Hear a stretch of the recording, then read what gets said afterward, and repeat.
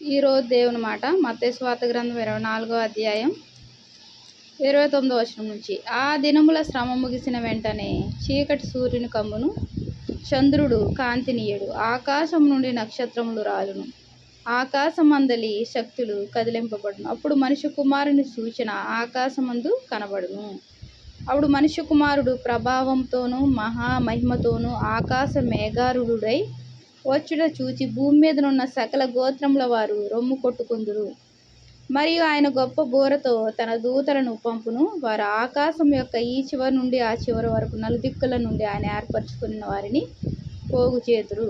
ప్రియమైన దేవుని మాట వింటున్న వాళ్ళారా, దేవుడు సిలువలో మన కొరకు, మన యొక్క పాప భారంను తీసివేయడం కొరకు, పాపంతో శాపంతో నశించిపోయే మనలను రక్షించడం కోసం ఆయన ఈ లోకానికి వచ్చి సిలువలో రక్తాన్ని కాచి మనకు విడుదల కలుగజేశాడు. ఆయన 3వ రోజున తిరిగి లేచాడు.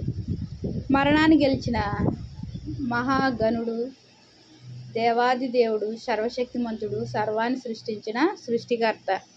మరి నీ కోసం, నా కోసం ఆయన ఎంతగానో గొప్ప త్యాగాన్ని చేశాడు. ఎవరు చేయని త్యాగం, ఎవరు చూపని ప్రేమ ఆయన చేశాడు. ఎందుకు? మనల్ని ఆయన బిడ్డలుగా స్వీకరించిన విధానాన్ని బట్టి. ఎప్పుడు స్వీకరించాడు? జగత్ పునాది వేయబడక మునిపే క్రీస్తులో మనల్ని దేవుడు ఏర్పరచుకున్నాడు. ప్రియమైన దేవుని మాట వింటున్న వాళ్ళారా, మరి దేవుడు 3వ రోజున తిరిగి లేచాడు. మరలా ఒక కొద్ది రోజులు భూమి మీద తన శిష్యులకు కనిపించడం జరిగింది. ఎన్నో అద్భుతాలు చేశాడు. ఏం అద్భుతాలు చేశాడు దేవుడు తిరిగి లేచిన తర్వాత? చేపలు, వారు దోణి పడవలో రాత్రంతా వారు శ్రమ పడ్డారు, చేపలు పట్టలేదు. వారి యొక్క కష్టాన్ని చూసి ఆయన సముద్రపు అద్దరిని నిలిచి కుడివైపున వలలు వేయమన్నాడు. ఇలా ఎన్నో సూచక్రియలు చేశాడు ఆయన, 1 కాదు 2 కాదు. మరి ఆ దేవాది దేవుడు వెళ్ళాడు, ఆయన మరలా వస్తాడు. ఆయన వచ్చే దేవుడు.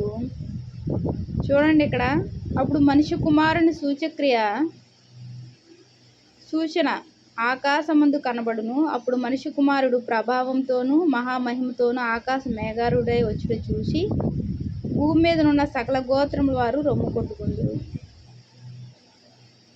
ఆ దినముల శ్రమ ముగిసిన వెంటనే చీకటి సూర్యుని కమ్మును, చంద్రుడు కాంతినీయడు, ఆకాశం నుండి నక్షత్రములు రాలును, ఆకాశమందలి శక్తులు కదిలింపబడు. ప్రియమైన దేవుని మాట వింటున్న వాళ్ళారా, చీకటి సూర్యుని కమ్ముతుంది, చంద్రుడు కాంతినీయడంట, ఆకాశం నుండి నక్షత్రములు రాలుతాయంట. మరి దేవుడు ఆకాశ మేఘారూఢుడై వచ్చుడు చూసి, ఆయన రావడం చూసి భూమి మీద ఉన్న సకల గోత్రముల వారు రొమ్ము కొట్టుకుందురంట. మరి ఆయన గొప్ప బూరతో తన దూతలను పంపును. వారు ఆకాశం యొక్క ఈ చివరి నుండి ఆ చివరి వరకు నలుదిక్కుల నుండి ఆయన ఏర్పరచుకున్న వారిని పోగు చేతురు. మరి ఆయన రావడమే కాదు, ఆయన దూతలను కూడా ఎక్కడికి పంపుతాడు దేవుడు? తన దూతలను, గొప్ప బూరతో తన దూతలను పంపును. వారు ఆకాశము యొక్క ఈ చివరి నుండి ఆ చివరి వరకు నలుదిక్కుల నుండి ఆయన ఏర్పరచుకుని వారిని పోగు చేతురు. మరి ఆయన వచ్చినప్పుడు, మధ్యాకాశంలోకి వచ్చినప్పుడు మనము ఏర్పరచుకుని వారి యొక్క గుంపులో ఉండగలుగుతామా, ఉండలేమా? ఒకసారి ఆలోచించుకోవాలి. ఉండగలిగితే ఏం జరుగుతుంది? యుగయుగాలు సంతోషము, యుగయుగాల ఆనందము, యుగయుగాలు దేవుని స్తుతించే గొప్ప భాగ్యము దొరుకుతుంది. మరి ఏర్పరచబడిన వారి గుంపులో మనం లేకపోతే ఏం జరుగుతుంది? అగ్ని ఆరదు, పురుగు చావదు, గప్పు గప్పున రగులు చుండెను, 2 దారులు, ఏ దారి కావాలో మానవా? ఏ దారి కావాలో మనమే ఎంచుకోవాలి. మన చేతుల్లోనే ఉంది. మంచి దారి కావాలా, లేకపోతే మంచి దారి వద్దు అనుకుంటామా? అది మన మనసు మీద ఆధారపడి ఉంటుంది. ఎవరి రక్షణ వారిది. ఇది ఇచ్చేది కాదు. మరి 10 మంది బుద్ధిగల కన్యకులు, 10 మంది స్త్రీలు, అందులో 5గురు బుద్ధి గలవారు, 5గురు బుద్ధి లేనివారు. మరి ఆ రీతిగా బుద్ధి కలిగిన స్త్రీలు దివిటీల్లో వారి యొక్క సిద్ధెల్లో నూనె ఉంది. దివిటీలను వెలిగించుకున్నారు. పెండ్లి కుమారుడు వచ్చినప్పుడు పెండ్లి కుమారుని స్వరం వినడం జరిగింది. పెండ్లి కుమారుడు వారిని తీసుకువెళ్ళడం జరిగింది. తీసుకువెళ్ళిన వెంటనే తలుపు వేయడం జరిగింది.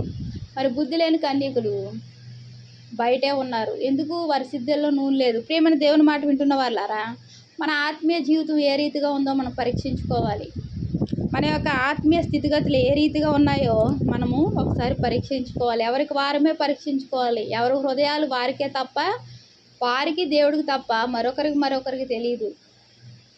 ప్రియమైన అన్నలారా, తమ్ముళ్ళారా, అక్కలారా, చెల్లిలారా, నేనైనా పరీక్షించుకోవాలి. వాక్యం చెప్పే నేను కూడా పరీక్షించుకోవాలి. మాటల్లో తప్పు ఉండొచ్చు. ఏదో విన్న దాన్ని బట్టి మనం పొరపాటున మాట్లాడవచ్చు. మరి ఇలాంటివి ఏమి ఉండకుండా ఉండాలి. జాగ్రత్తగా ఉండాలి. దేవుని యందు భయభక్తులు కలిగి ఉండాలి. ఆయన రాకడ సమీపంగా ఉంది కాబట్టి మనం ఏం చేయాలి? ఆయన వెళ్ళాడు, దేవుడు పరలోకముకు. ఆయన తండ్రి కుమార పరిశుద్ధాత్మ దేవుడు తండ్రి వద్దకు వెళ్ళడం జరిగింది. కుమారునిగా వచ్చాడు, తండ్రి వద్దకు వెళ్ళాడు, పరిశుద్ధాత్మని ఇక్కడ వదిలాడు. ఆత్మదేవుడు మన మధ్యలో సంచరిస్తున్నాడు. మనం ఎంతో భయం భక్తి కలిగి జీవించే వారంగా ఉండాలి.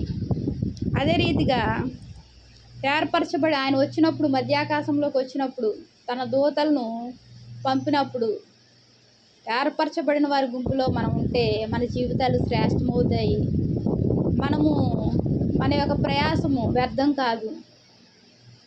మనం ఎంతో సుఖంగా సౌఖ్యంగా ఉంటాము. ఇక్కడ ఉండేది 100 అవ్వచ్చు, 150 అవ్వచ్చు. ఎవరు యొక్క శక్తిని బట్టి, వారి యొక్క తినే ఆహార పదార్థాలను బట్టి అంత మాత్రమే కాకుండా, ఆ రెండూ కాకుండా దేవుని కృపను బట్టి ఆయుష్ ఉంటుంది. మరి ఈ 100 సంవత్సరాలు వేసుకుందాం, అది అయిపోయిన తర్వాత యుగయుగాలు ఉండేది ఆయనతో. మరి ఈలోపు దేవుడు మధ్యాకాశంలోకి వస్తే మనం ఎత్తబడే వారి గుంపులో ఉండాలి. విడిచిపెట్టేవారి బుద్ధి లేని కన్యకుల వలె వారు బుద్ధి లేని కన్యకులు విడిచిపెట్టబడ్డారు. తలుపు మూయబడింది. ఆ జాబితాలో ఉంటే నిత్య నరకాగ్నికి వారసులం అవుతాము. మరి దేవుని నమ్ముకున్న మనము మన ఆత్మీయ జీవితాలను ఎప్పుడు వెలిగిస్తూ, ఎప్పుడు సిద్ధులలో నూనె ఉంచుకునే విధంగా ఉండాలి. అంటే ఏంటి? ప్రార్థన అనే జీవితాన్ని మనం పెంపొందించుకోవాలి. దేవునికి వందనాలు. ప్రార్థిస్తున్నాం. మహాప్రేమగల తండ్రి, కృపగల నీకు ఎన్నో వందనాలు, స్తోత్రాలయ్యా. వాక్యం వింటున్న ప్రతి ఒక్కరిని ఆశ్రయించి దీవించి నీ దీవెనతో నింపండి అయ్యా. తండ్రి, నీ ఆత్మతో నింపండి, శక్తితో నింపండి. తండ్రి, చిన్న బిడ్డలు పరీక్షలు వ్రాయిచుండగా ప్రభా నాయన వారు మంచి మార్కులతో విజయం సాధించలాగిన విజయుడా వారిని ప్రభా జ్ఞానాత్మనిచ్చి నడిపించండి ప్రభా. వారి హస్తాలు పట్టుకుని పరీక్షలు రాపించండి ప్రభా. వేడి ముందు తప్పించండి బిడ్డల్ని. తండ్రి, కృపగల దేవా, వాక్యం వింటున్న మమ్మల్ని అందరినీ ప్రభా ఏర్పరచబడిన వారి గుంపులో మమ్మల్ని ఉంచండి ప్రభా. సహాయం చేయండి. నీకు ఎన్నో వందనాలు, స్తోత్రాలు చెల్లించుకుంటూ యేసు నామమున వేడుకుంటున్నాను తండ్రి. ఆమేన్. Praise lord.